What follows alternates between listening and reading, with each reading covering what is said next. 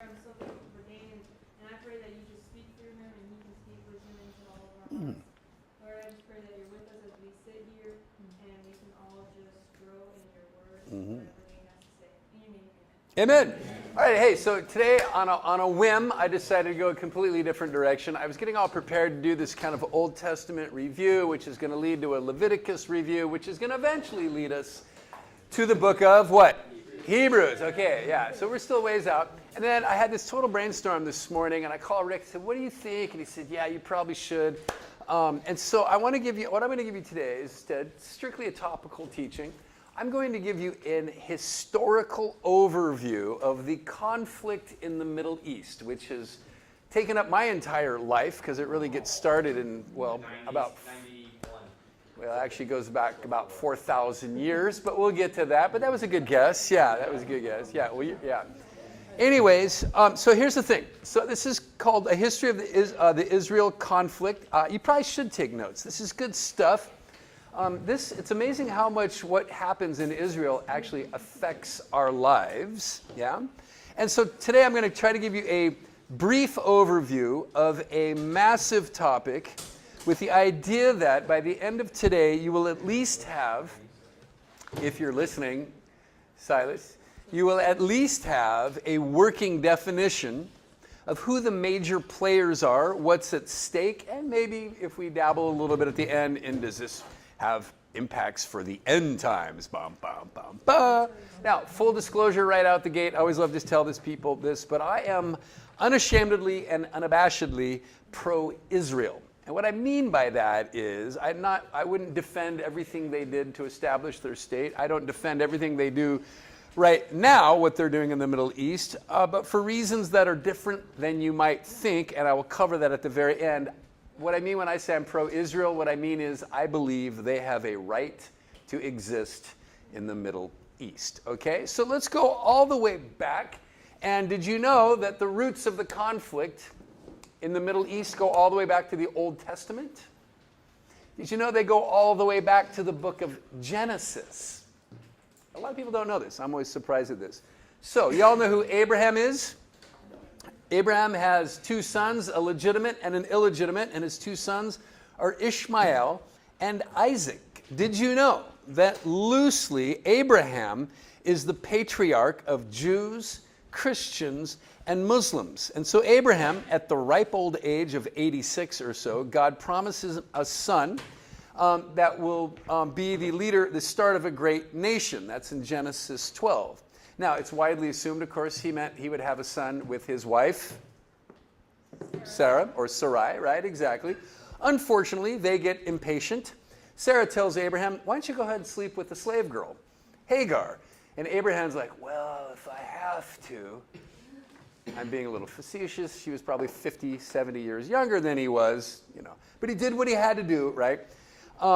So this is what happens. Genesis 16. You are now with child, with the slave girl, not the wife, and you will have a son, and you shall name him Ishmael, for the Lord has heard of your misery. Ishmael means the Lord has heard. He will be a wild donkey of a man. His hand will be against everyone, and everyone's hand against him, and he will live in hostility toward all his brothers. Now, the name Ishmael means God has heard. Did you know that both Jews and Arabs call Ishmael the father of all Arabs? Did you know that? Isn't that kind of interesting? Ishmael is the father of all Arabs. Muhammad, the prophet Muhammad, is considered to be a direct descendant of Ishmael. The Muslims say that Abraham offered Ishmael up instead of Isaac. When he said, take your son, your beloved son, and sacrifice your son. The Muslims believe it was Ishmael. Now, the idea that he will be a wild donkey of a man is pictured as someone who will be socially misfit and rebellious. And his hand will live in hostility toward all his brothers. Who's his brother? Isaac, who happens to be the patriarch of the Jews. Isn't that interesting? Are you trying to tell me, Pastor Dain, that the big rift between Jew and Muslim and Arab goes all the way back to the time of Abraham? Yes, that's exactly what I'm telling you. Raise your hand if you didn't know that. Really? Raise your hand if you did know that. Oh, I'm surprised. How did you guys know that? Oh, Steve maybe covered a little bit? Okay, maybe that's it. I can't believe how many adult, mature Christians don't know that.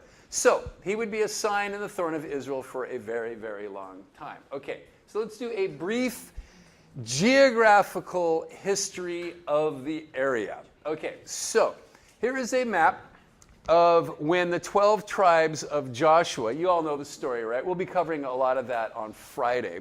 But I know you know the basics of the story. This is the area that the 12 tribes of Israel took over from the Canaanites who were there.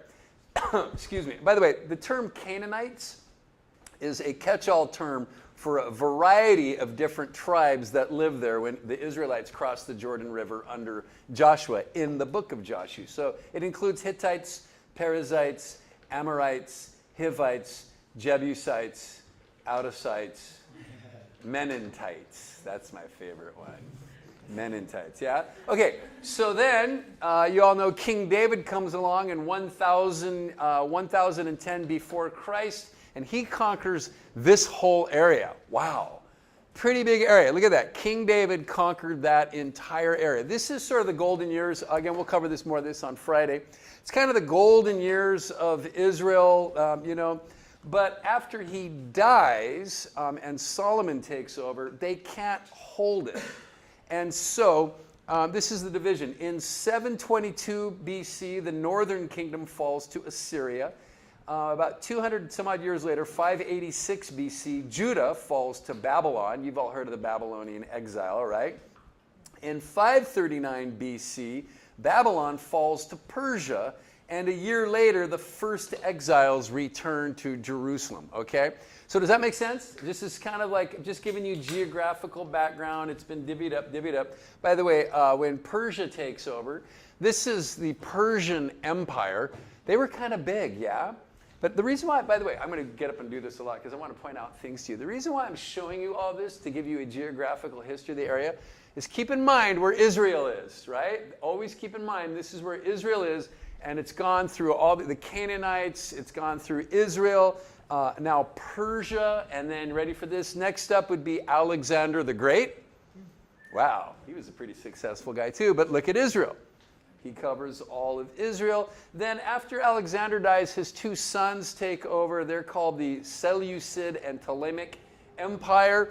They kind of split it up, but look at Israel. You see where it is? It's kind of divided by the two kingdoms right there.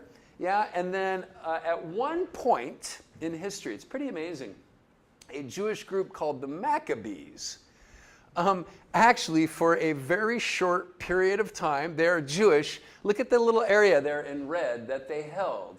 This goes back to, God, I forget about 60, I think it's about 200 years before Rome takes over. Do I have a picture of Rome? I don't have Rome taking over here. Okay, they actually hold on to that zone until Rome takes over. In 63 BC, and then I don't have a picture of the whole Roman Empire. Well, you see the Roman Empire up there? Okay, well, the Roman Empire eventually comes down and they conquer the Maccabees, and then who shows up after Rome takes over? Sunday school answer? Jesus. When in doubt, Jesus shows up. Now remember what Jesus predicted. Jesus said in AD 70 what was going to happen.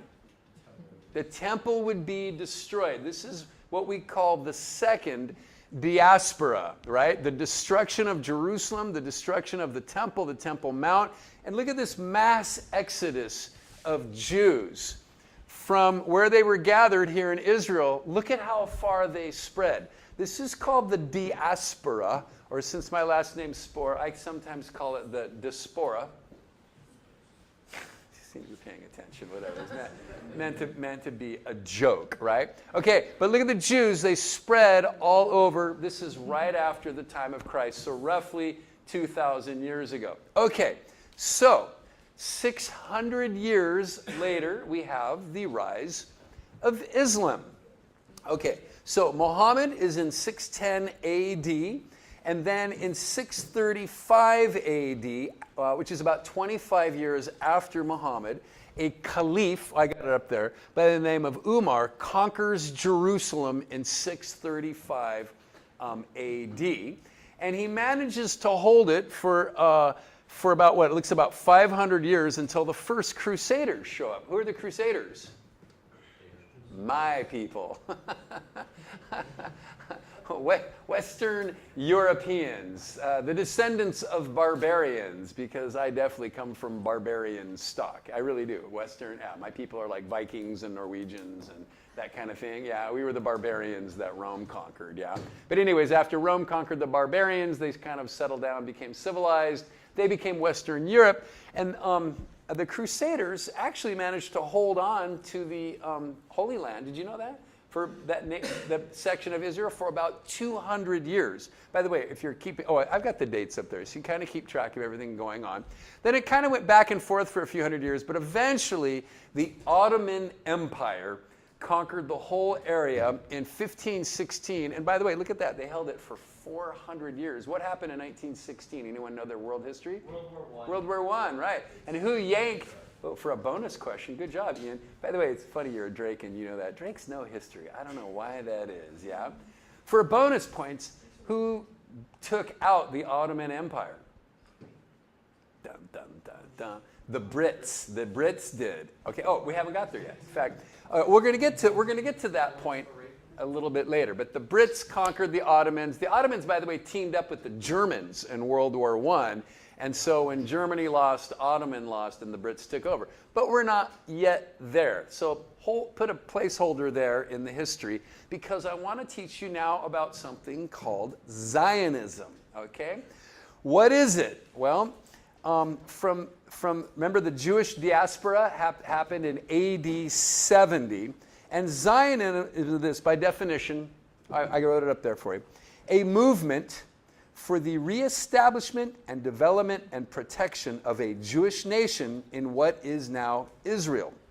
And Zionism is a response to historical, global, and persistent anti-Semitism, which I will explain in just a second. And so Zionism sought not only to establish a geographic homeland, but also to revitalize Jewish and Hebrew culture, including revitalizing the Hebrew language, which had been lost, but I will explain more about that later. But let's go back to what is anti-Semitism? Well, there's three phases. Basically, if you ask what is anti-Semitism, it is a hatred of Jewish people and a persecution of Jewish people. So it starts in the ancient world. The Romans hated the Jews. The Christians were some of the first early persecutors of Jews. But by the way, you know who were the first persecutor of Christians? Jews. Early Jews persecuted the early Christian church, and when the Christian church came into power, they returned the favor and started persecuting Jews, okay? And then it really became more of a racial, secular thing. For example, in Russia, it had nothing to do with religion. They just didn't like Jews. And by the way, did you know that even in America, we had anti-Jewish immigration laws? We did not want Jews in America, and we established rules to keep them out of America. Did you know that? Yeah, not part of American history they teach very much. Okay, so where did I get to Theodore? Okay, oh yeah, by the way, I'm gonna just read you some interesting things. In this book I read called Jerusalem Falls, meanwhile, back in, how did I get lost here in my notes here? Yeah. Okay. Back in Jerusalem, many times Arabs, Jews, and Christians coexisted remarkably well together, other times not so much. But I will tell you this, over the history of Jerusalem from the time of Christ up until 1948, Jews in Jerusalem suffered the most. Christian pilgrims could visit Jerusalem even when it was under Ottoman and Muslim control. Why? Because they wanted the money that Christian pilgrims would bring, but not so much the Jews. But meanwhile, the Jews in the diaspora are being persecuted everywhere. I put up there Russian pogroms and American immigration laws. Okay, then along comes this guy, if you're taking notes, Theodor Herzl. He was a Hungarian Jew, and he publishes a pamphlet called Der Judenstaat, or it means the state of the Jews. And in 1896, he argued that Jews could only freely practice their religion and culture in their own place. And by the way, he suggested either Israel or maybe even Argentina. Isn't that interesting? By the way, I find this fascinating, but when people after World War II, and I'm getting a little ahead of myself, started questioning what should we do with the Jews? I mean, the Jewish problem, which is Hitler tried to settle it by exterminating all the Jews, but people literally were like, there's all these Jews, they're scattered over the whole world, and everywhere they are, people hassle them and persecute them. Maybe we should find them their own place. Isn't it interesting that when they just tried to find a place for Jews, they didn't naturally assume Israel? But they even suggested Baja California. Anybody been to Baja, Mexico? Yeah. Because you know why? It's desert with an ocean. It's a very similar climate to Israel. Yeah. So here's the thing that Theodor Herzl says. He says they possess a nationality, they possess a culture, they possess a religion, they just need a place, a location. Does that make sense? Yeah? So, in 1897, I think I have it up there, the World Zionist Organization meets for the very first time in Switzerland to establish and secure, under public law, a homeland for Jewish people. Okay? Okay, so in 1901, Zionists start buying land throughout what the Brits were now calling Palestine. Now that's kind of an important thing right there. It had never been called Palestine before that as an official thing until the Brits took it over. They decided to call it Palestine. And then mass immigration begins all around Europe over to what is now Israel and what was at the time called Palestine. Now, I want to share another little interesting tidbit from another interesting guy named Eliezer ben Yehuda. He reads about the Zionist movement. He gets really excited, but there's a problem. Most European Jews speak Yiddish. You ever heard of that term before, Yiddish? Okay.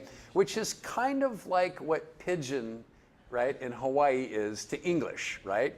It's kind of a Jewish language, but it's not really Hebrew. It's a mix, like it's a pidgin, right? So as a linguist, he decides to try to revive ancient Hebrew.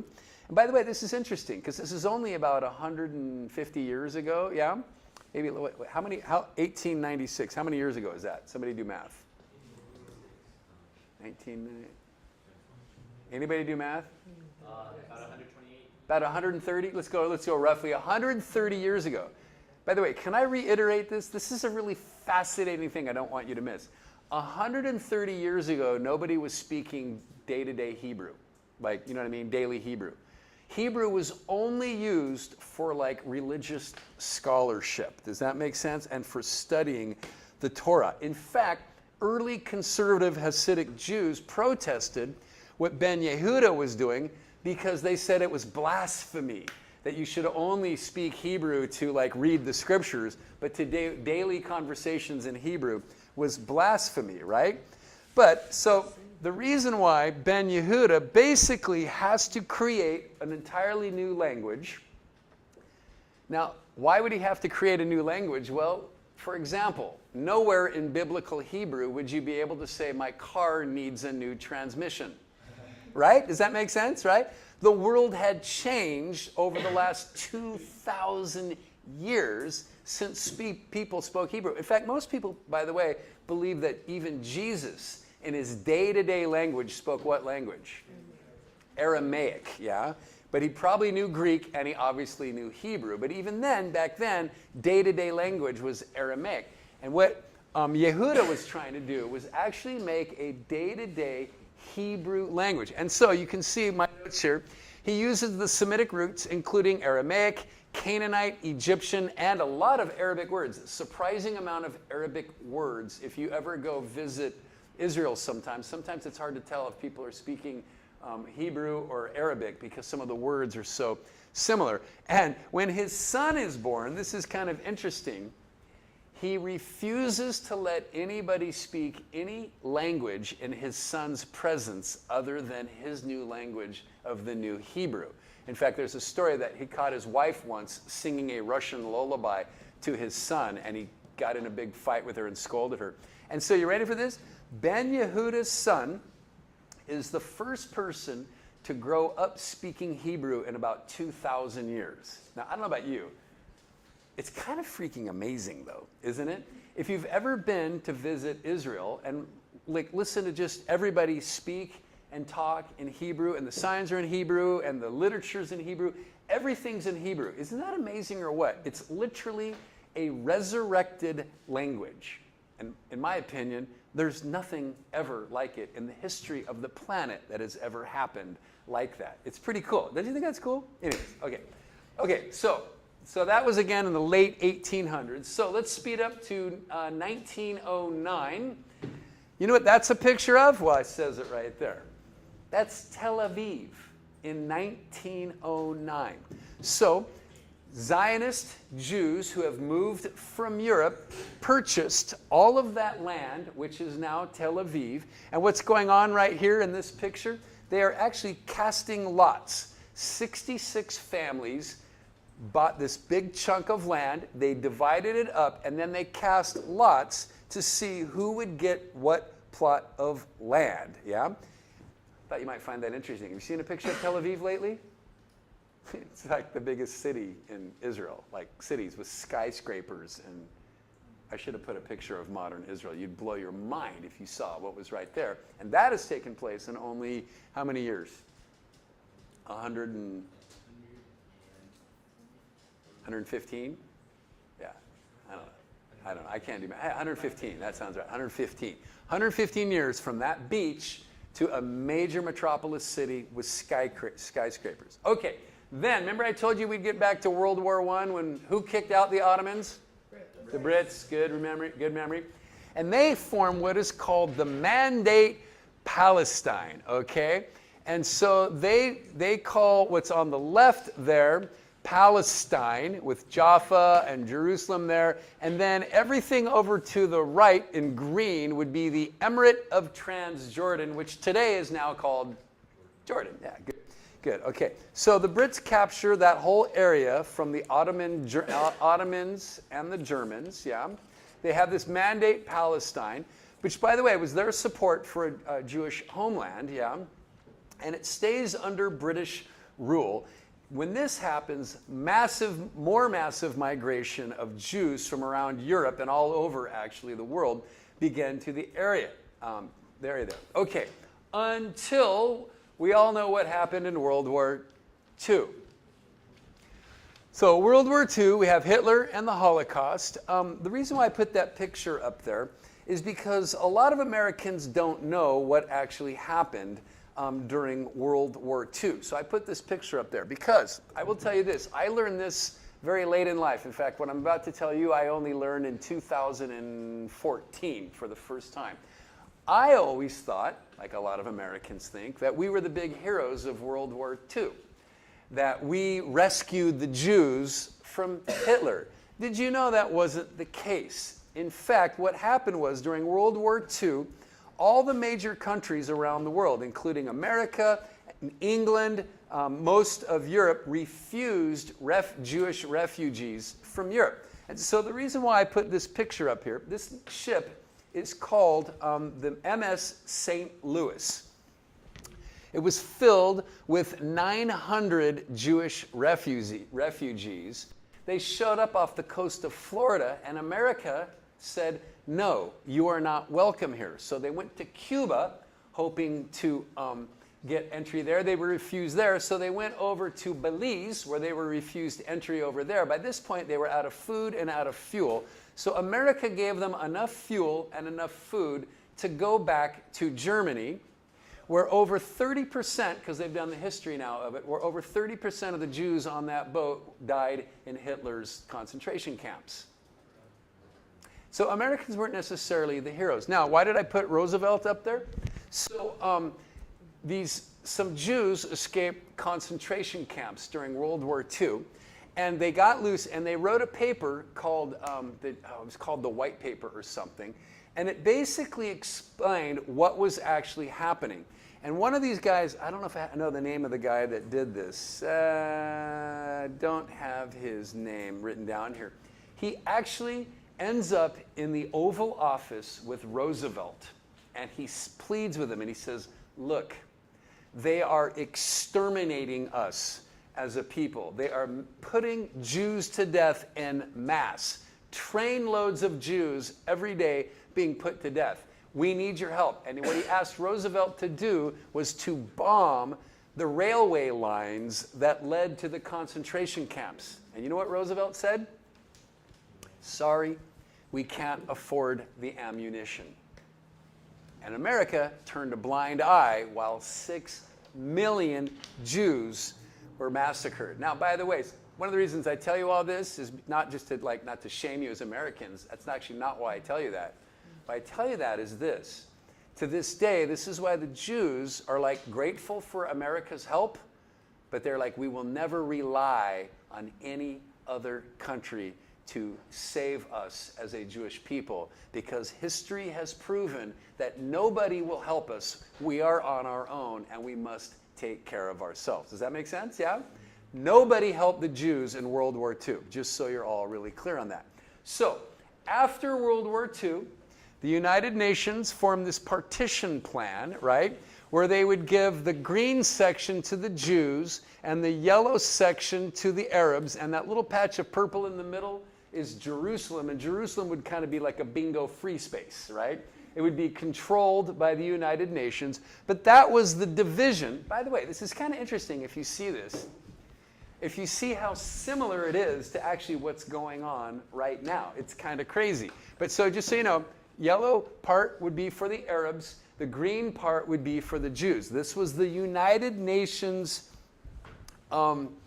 mandate for the area. So, but what's coming, what's looming is what's coming is on May 14th, it is the end of the British mandate. What that means is the Brits said, we're going to leave. You see that? I almost want to go dun, dun, dun, dun. Because this is what the UN said was going to happen, but who's controlling it? The Brits. What's going to happen when the Brits leave? Well, everybody knew what was going to happen. It was going to be a massive war. So, the day after, so two major issues. Oh, by the way, I should go back to that. Yeah, two major issues. Do I have that on there? No, I don't have that on there yet.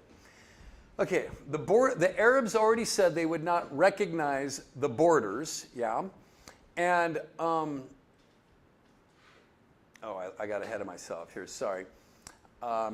Everybody knew what was going to happen. Okay, so on May 14th, 1948, the Jews declare themselves to be an independent nation. Now, by the way, you kind of think, is that a big deal? Is that a big? It's an enormously huge deal. Think about this. For a group of people to actually declare themselves, we are a country. Do you know any countries like that? You guys Americans? Yeah, we did the same thing. We declared ourselves a nation, okay? So they are recognized, yeah, whatever. Two interesting things here. Well, first of all, the religion. It's kind of interesting. Not everybody wanted a religious state. So when they decided to form their own religion, they said this. This was going to be their motto. We will placing our trust in the rock of Israel. And the reason why they said that is if you're religious, who's the rock? God. Yeah, I wouldn't say Jesus, but God, right? But if you were an atheistic Jew, you would just say, putting our trust in the land that we own. Isn't that interesting? They came up with that little statement because not everybody wanted a religious state. So, as soon as they declare independence, guess what happened?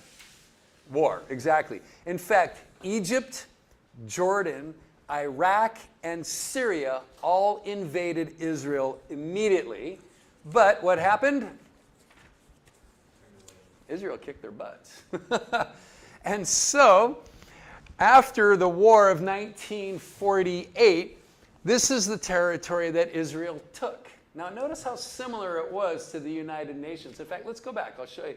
Let's go back. This is the way the UN said it was supposed to be. After the War of 1948, that's what ends up happening. So what you've got is Israel owns all the sort of peach color, right? The blue section here, which is now what is Gaza, the Gaza Strip, where all the action is happening right now, was controlled by Egypt. This was just sort of a demilitarized zone, and the green is basically under Jordan control, but it is now what we call the West Bank. So we'll get to that in just a second. So what happens immediately, the Jews finally have their own country, is the most massive immigration, maybe even in the 20th, 21st century. Massive Jewish immigration. Now check this out. In the first few years, 700,000 European Jews immigrated to Israel. 250,000 Arab Jews. Did you know there was even that many Jews? Jews came from Iraq, Yemen, and Libya. In fact, in Libya, they reckon 90% of the Jews in Libya left Libya to go live in Israel. Okay? So a lot of people don't know that, but there's a lot of Arabic Jews. European Jews, I'll be with you in a second, Isaac, and Arabic Jews, and they all flock to Israel. Yes, Isaac? How many Jews did you say there was? Okay, so in the first few years, 700,000 European Jews and 250,000 Arab Jews. By the way, life as a Jew in a Muslim country, no fun at all. Constant persecution was always like that. So who were the first people to want to get the heck out of their country?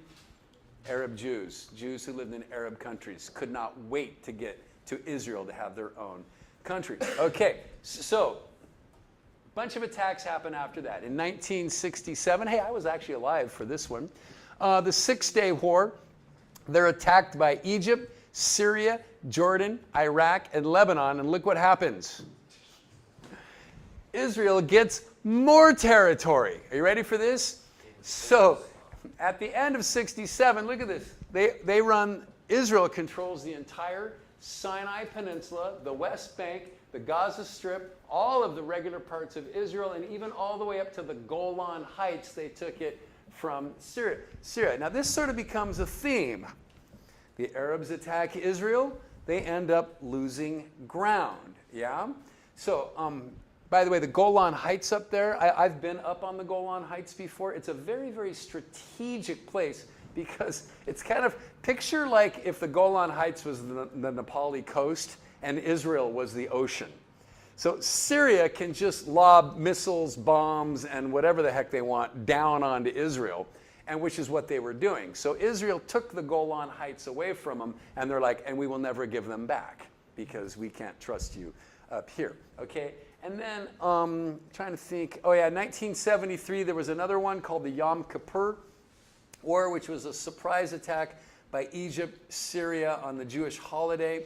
And it went very badly for them, and Syria hoped to regain the Golan Heights, but Israel ended up pushing them back and getting even more. Okay, next slide. Here we go.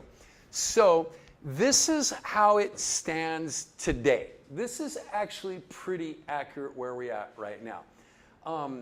You can kind of see now why Egypt, Jordan, Syria, and Lebanon aren't real super keen to invade Israel anymore. Because every time they do, what happens? They lose ground. Now, by the way, you might have noticed, oh, you can't really see from this map here, but Israel gave the whole Sinai Peninsula back in a peace treaty. In fact, here's our attempts at peace right here. So, in 1978, the Camp David Accords. It's interesting for me because I actually remember this. I was in high school when this happened, yeah? Under President Carter, Egypt and Israel signed a peace treaty, and Israel returned the Sinai Peninsula. Now, by the way, Egypt and Israel today still have a peace treaty. In the 1995 Oslo Accords under President Bill Clinton, The PLO, the Palestinian Liberation Organization, became the Palestinian Authority. So they had been a terrorist organization who became a government. I'm going to cover all that in just a minute here. We still got time. Cool. And they're given some autonomy, self-governing in the West Bank and the Gaza Strip. They're not quite their own independent nation yet, but they're kind of running their own area, right? And then in 2000, this was actually kind of a really big bummer, the Camp David Summit. Now let me explain to you the Camp David Summit, because this is actually really important for why I'm a pro-Israel guy, okay? In 2000, here in America, Bill Clinton got together with the King of Saudi Arabia, the King of Morocco, the King of Jordan, and the President of Egypt. And they worked out a deal with Arafat, Yasser Arafat, who was the head and the president of the Palestinian Authority, the PA, representing all Palestinians. Are you with me? And Israel agreed to give them 90%, are you with me? 90% of the land that they were asking for. Israel agreed they would give the Palestinians 90% of the land they were asking for. They also agreed that they would give the Palestinians $30 billion in reparations for those who lost land during the 1948 war. Because during 1948, Israel did take land from Palestinian families, Palestinians that owned homes in what is now Tel Aviv and Israel. They agreed that they would pay everybody back up to $30 billion. Also, the World Bank was standing by with something like $40 billion to help the Palestinians build infrastructure, power, electric, water, hospitals, schools, and universities. The King of Saudi Arabia, the King of Morocco, the King of Jordan, and the President of Egypt all went to Yasser Arafat and said, take the deal. This is the best deal you are ever going to get. If you don't take the deal, there will be nothing but warfare from now on. Take the deal. And Yasser Arafat said, okay, I'm going to take the deal. He goes off, King of Saudi Arabia, King of Morocco, President of Egypt, they start toasting, hey, we're all going to get, we're all going to get Nobel Peace Prizes. Everybody's like, that's it, we finally achieved peace in the Middle East. Which, trust me, if this goes on your entire lifetime, you'll know what a big deal this is, because it's been going on my entire lifetime, right? You guys don't remember all the terrorist attacks of the Olympics and this craziness that's been happening my entire lifetime. We did it. So, an hour goes by, and the King of Saudi Arabia calls Bill Clinton, and he says, congratulations on your Nobel Peace Prize. And Bill Clinton says, what are you talking about? And the King of Saudi Arabia says, hey, well, we did it. We got peace in the Middle East. Yasser Arafat said he's going to sign the deal. And Bill Clinton says, no, he didn't. He just left my office, and he refused to sign it. And you know what happened next? Jihad. Full-on warfare, which is where we are today, which is one of the reasons why I'm pro-Israeli, because I think they blew it. In fact, you know, just this year, Hillary Clinton said, people were protesting her, you know, on campuses, you know. Hillary Clinton said this. Hillary Clinton said, had you listened to my husband, you would be celebrating the 25th year of the creation of your state. Instead, there's virtually nothing left of you guys. Isn't that interesting? It's one of the few times in my life I ever agreed with Hillary Clinton. But she was right. Okay, so now I told you I want to explain some things here. I said the PA, Hamas, and Hezbollah. Who are these people and why are they in the news every day? Most of you probably haven't heard much at all of the Palestinian Authority, have you? Because Hezbollah and Hamas are the ones that are in the thing. So let me before we even begin to explain all this, I need to explain to you the Sunni-Shia split. You guys are all familiar with the Protestant Reformation and the split between the Catholic Church and the Protestant Church. I'm going to teach you a course on that later on in the year and kind of make it one thing. But did you know they had a very similar split in Islam, and it goes to this day. So isn't this interesting? Look at the split that we have. Iran is the major Shia country, right? But Saudi Arabia, Egypt, Lebanon, Lebanon's kind of a mix, Jordan, Oman, all this, Sudan, these are all Sunni. Did you know they hate each other? Like, hate each other. Remember Ishmael, he will be a wild donkey of a man, and his hand will be against even his own brothers? Yeah, that's pretty much sums this up. A lot of what's happening right now is a power play by Iran, not just against the Jews, but against especially Saudi Arabia and all these other Sunni countries. Turkey's kind of a mix. Syria is an interesting mix because they are mostly Sunni, but they are controlled by Shiites or whatever. Okay, now I'm not going to explain to you the split that happened, well, very briefly, the split that happened in Islam, it was who was going to take over when Muhammad died. Some thought it should be like a royal bloodline, and therefore Muhammad's nephew should be the next ruler of Islam, and others were like, no, Muhammad's nephew is an idiot. We ought to pick the smartest general, and that's the divide. I forget who was who, but that's the divide. So the division ever since then is who is in charge. Is it a bloodline or is it a leadership line? And again, may I just reiterate, they hate each other. Okay, so Israel has relative peace with Egypt and Jordan and Saudi Arabia. In fact, here's a little trivia thing for you. Did you know that in the weeks leading up to the massacre of last October 7th, Israel and Saudi Arabia were about this close to a full-on peace treaty that would normalize relations between Israel and Saudi Arabia, where they would have mutual trade, airlines, direct flights to and from Israel. They were only weeks away when October 7th happened, because who doesn't want peace between Saudi Arabia and Israel? Iran. Now do you see why Iran had Hezbollah attack Israel so that there would be no peace between Israel and Saudi Arabia? Does that make sense to you guys? It's a big time power play, and in my opinion, the Palestinians are like the ping pong ball getting tossed back and forth, right? Because Iran pretends like they back the Palestinians. What they're really trying to do is prevent Saudi Arabia and Egypt from becoming more powerful. Does that make sense? Yeah? Okay, so let's quickly discuss who's who in the zoo. Hamas, which is based mostly in the Gaza Strip down here, but they are also a bit here in the West Bank. Hamas was founded in the Gaza Strip in 1987. This is their charter statement, what they stand for.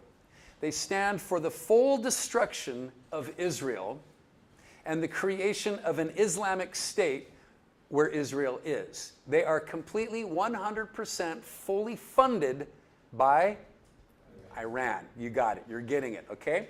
Now, they operated in Gaza under the authority of the Palestinian Authority. So just so you know, what's in red here is the Palestinian Authority that Yasser Arafat got going when they went from being a terrorist organization to a legitimized, they're not really, I guess I'd call them a legitimized government.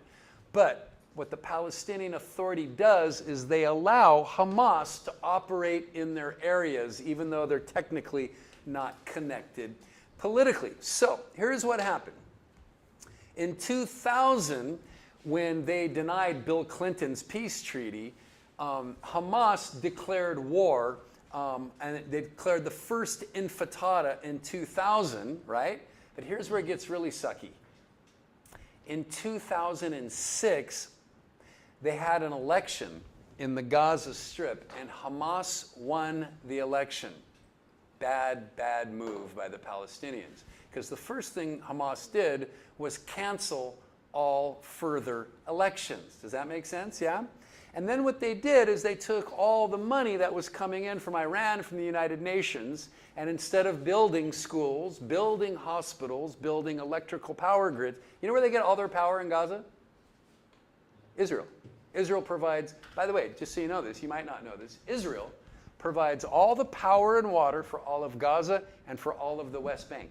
Israel, do they get paid for it? Nope. Nope. They provide it free of charge. But Hamas, instead of spending money to, again, create infrastructure, hospitals, schools, what do they spend the money on? Missiles, and they dug the tunnels underneath Gaza just preparing for a war, which, of course, they did on October 7th, right? Okay, now that's Hamas. Now, Hezbollah is up in Lebanon, which is really interesting because Lebanon, did you know, is an independent nation. The Lebanese, right? Which, by the way, Lebanese are actually very friendly naturally towards Israel. Did you know that? They actually tend to get along really well. Lebanon, even in my lifetime, used to be what they called the jewel of the Mediterranean.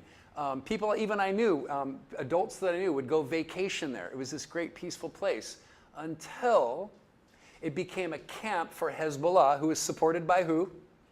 Iran, exactly. And so what's happening is you have Lebanon, which is its own independent state, but it has this group of terrorists living amongst them who are being supported by Iran. So they were founded in 1982. I remember when this happened, actually, during the Lebanese Civil War. They are Shiite. They are fully funded by Iran, and they attacked Israel in 2006, which caused a full-scale invasion of Israel into Lebanon. But remember, in fact, Netanyahu, you know, the prime minister of Israel, he just said this the other day. We have no beef with the Lebanese people, but we cannot allow Hezbollah to just launch rockets into northern Israel day in and day out. We have to go take care of it. He didn't say we apologize to the Lebanese people, but it was basically what he said. Okay, so any questions up to this point? And is that kind of making sense? Can you kind of see what's going on here? Israel. Oh, by the way, I left this out. This is Islamic Jihad. They're just another little two-bit. But, you know, the last time I was in Israel, Islamic Jihad launched over 1,000 rockets into Israel. But you would have never even known it was happening. But it was while I was there. But it couldn't hit the broad side of a barn. So nothing really happened. Okay? So, okay, any questions on that? And then I'll wrap up with one last thought. Does that kind of help give you a bigger picture of what's actually going on? Who's who in the zoo? Hezbollah? Okay, Hamas. Now, it kind of begs the question, is it the end times? Dun, dun, dun, dun. The short answer is, yeah, it's always the end times. It's been the end times since Jesus left 2,000 years ago. Now, the reason why I even put this in is the first time I gave this talk was right after October 7th. And I don't know, you guys remember this when it happened about a year ago? There was a lot of that going around on social media. It's the end times. This is the beginning of the end. And yeah, it might be, or whatever, this and that. But it's always. But people really want to know, is the rapture coming right now? And the answer is, I don't know. I'm not fully convinced, yeah? I've studied tons of history. If this is the end times, quite frankly, I'm slightly disappointed. Because from what I understand, the end times is going to be really hideous. But quite frankly, times are pretty good right now. Historically, everybody in this room, we live better than anybody's ever lived in the history of the world. I mean, running water, hot showers, plenty available food, great health care. We're not exactly suffering under end time stuff right now. However, fear-mongering is a major business, especially in social media. So there's always a group of people that when anything happens, it's the end times, it's the end times. And then they always do these things like, well, you see, if Magog and Agog come down from the north, just like it says. So you've heard of that? Have you heard of the Ezekiel 38 prophecy about Gog and Magog? No? Okay. This is the Ezekiel 38 prophecy. If you read Ezekiel 38, it talks about Gog and Magog, which is a coalition of many countries that in the end time supposedly will be against Israel. Gog, who is the leader of Magog, who Josephus, the great ancient historian, he believed would come from the north of the Caspian Sea, which would be Russia today, who, by the way, is currently aligned with Iran. Well, so that is kind of interesting, yeah? Russia and Iran together, right? Because, did you know Iran is Persia, right? Okay, so apparently Magog from the north will align itself with Persia to attack Israel. So you can see where people make the connection. If Russia is Magog or whatever, right? And Persia is Iran, and they are already connected. Well, what if they together invade Israel? Well, then it's going to look a lot like Ezekiel chapter 38. However, I always like to point out, what does Jesus say how we are to respond if we see the end times coming? With great joy. He says, look up, for your redemption awaits. Okay, so I know, are we out of time? Is that why everybody's starting to pack up? No, we have 8 minutes. We got 8 minutes?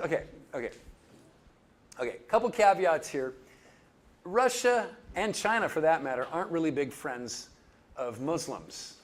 Russia is having a big problem with their own Muslims right now in Chechnya, and China is having a lot of trouble right now with their Muslims in Uyghur, yeah? So we don't know if they really would want to go to war with Israel to help out the Muslims. That's not really all that likely. Now, it also says in the prophecy that nobody will come to the aid of Israel, which means what would have to happen is Russia would join with Iran to attack Israel, and America does nothing. That's kind of hard to imagine. Don't you think that's kind of hard to imagine? So maybe or maybe not, yeah? But if the rapture does happen, we'll praise God. Okay, so here's my closing thoughts that I wanted to share with you. I pray for peace in the Middle East every day, yeah? And I'm always sort of torn with how I ought to pray because of a couple things. One, just reading the newspaper and stuff, my heart breaks over all the civilians that are dying right now in the Middle East. Lots of little kids, lots of moms. I mean, this just happened 4 or 5 days ago. They bombed Hezbollah headquarters in Lebanon, and it was a genius military strike. They pretty much decapitated the whole leadership of Hezbollah, which is a big deal. And when I heard about that, I was like, yeah. And then later that day, I saw a picture of 2 Lebanese kids getting pulled out of the rubble. They were alive. But I tell you the truth, I'll cry right now. It broke my heart. And so what I decided to do was I stopped and I actually just looked at that picture and I meditated on it for a few minutes. That I would be reminded that these great military victories that make me happy come at great, great cost. Because I don't think God up in heaven, when Israel took out the leadership of Hezbollah, was like, yay, right? I believe God looks down from heaven and his heart breaks over what his creation is doing to each other and the death of innocent people. Okay, does that make sense? Yeah? So when I pray for peace in the Middle East, but I also want to tell you, I think God's doing something. What? I don't know. Is it bringing about the end times? Maybe he's bringing about actual peace. Maybe they will wipe out Hamas. They will wipe out Hezbollah. Maybe Iran's going to have to take, a back seat. And maybe it's going to actually lead to relative peace in the Middle East for the next 10, 20 years. I don't know. I'm hoping that's what happens. But I ask God's will to be done. Does that make sense? So when the Israelites crossed the Jordan and they came into Canaan, did they just walk in, stroll in peacefully? No, baby, there was warfare, right? It happens. That's just the way the world works. But was God's will being done? Yes. So I don't know what's going on. I don't know what God's will is right now, but I pray for peace. But lastly, I wanted to tell you this part because I told you that I am unashamedly and unabashedly pro-Israel. Here's what I mean. From a human, political standpoint, not biblical, not because I'm a Christian, but strictly from a human political standpoint, I still favor Israel. And here's why. There is no other nation like them anywhere on the planet. They have been abused and kicked around for literally 3,000 years, especially the last 2,000 years. They have nowhere else to go.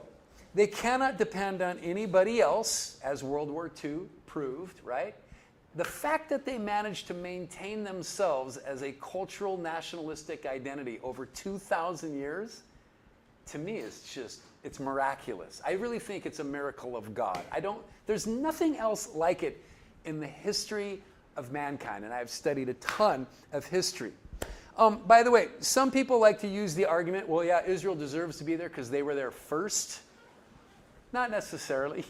I don't think that's a really good argument, by the way, because believe me, there's been like 15 different nations that have run that little patch of earth right there. And just because somebody was there first, I don't think is a really good argument, yeah?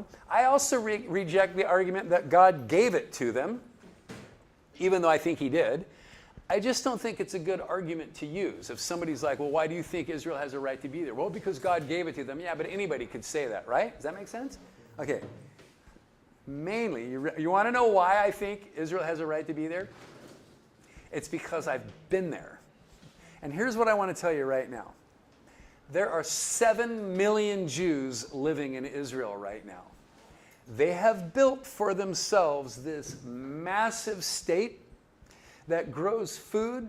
It basically is one of the most high-tech hubs on the planet, high-tech security, high-tech munitions, high-tech defense systems. And here's the thing, and I put this in my notes in all capital letters, so wait, hang with me for another second. Pay attention to this. Here's my point.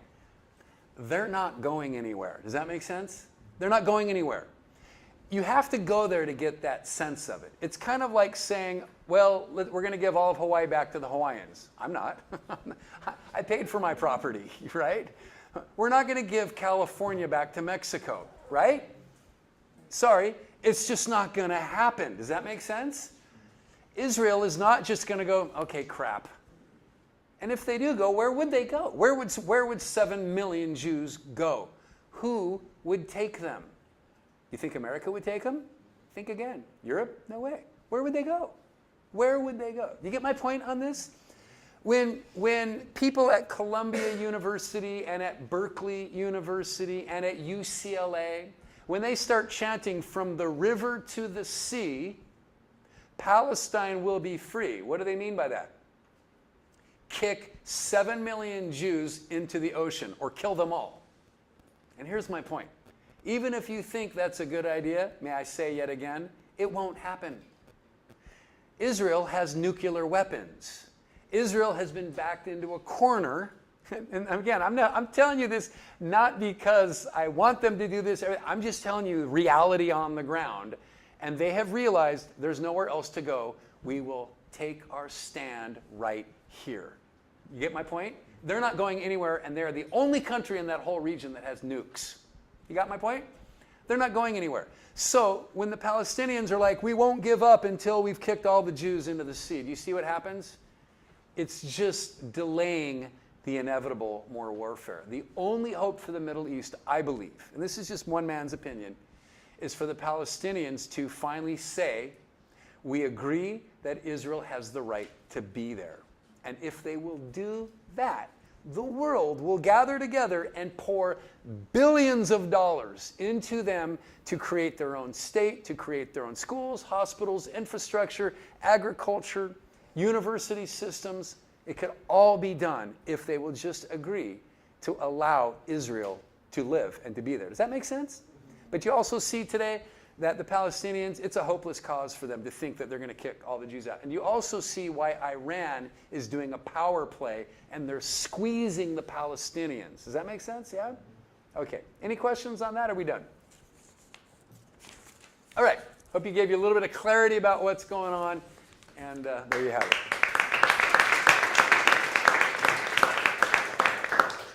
Enjoy your lunch. You're welcome. Caslow. You're going about like studying and things like this. Like you said, like you like research like that. How do you